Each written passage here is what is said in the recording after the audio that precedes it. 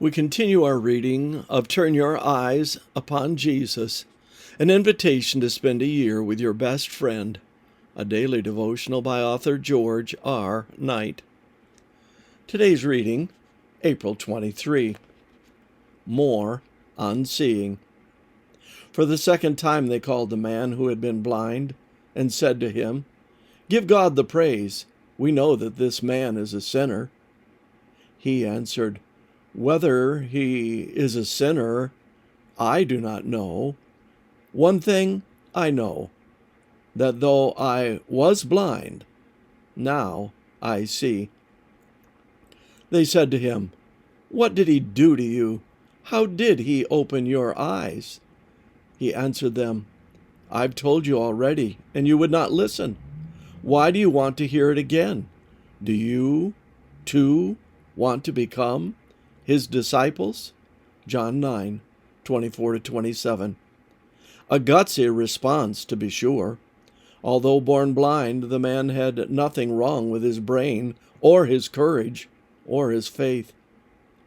He had experienced the miracle of Jesus in his life and was ready to stand up for what he believed, even in the face of powerful people, even in the face of being ostracized. While he didn't understand how Jesus had done it, he knew that he had been healed, and that had become the turning point in his life. No matter what the cost, he would follow Jesus. That disgusted the authorities, who replied that they were disciples of Moses. "We know," they retorted, "that God has spoken to Moses, but as for this man, we do not know where he comes from." John 9:29. The ever-perceptive healed man replied with a voice bolstered by faith, experience, and insight, "Why, this is a marvel. You do not know where he comes from, and yet he opened my eyes." We know that God does not listen to sinners, but if any one is a worshiper of God and does his will, God listens to him.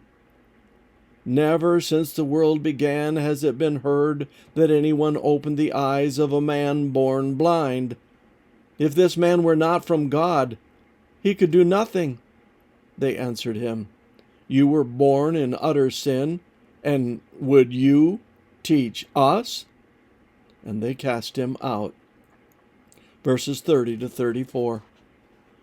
One lesson this experience teaches us is that vision is directly connected to the heart.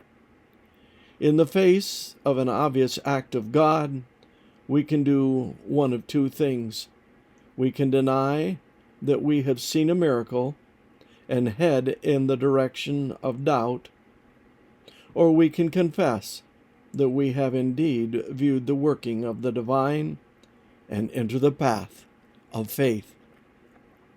The interesting thing about how we see is that it leads us ever more firmly in the direction in which we first responded to God's obvious work. Faith and doubt are two ways of life that solidify over time. This concludes our reading today of Turn Your Eyes Upon Jesus.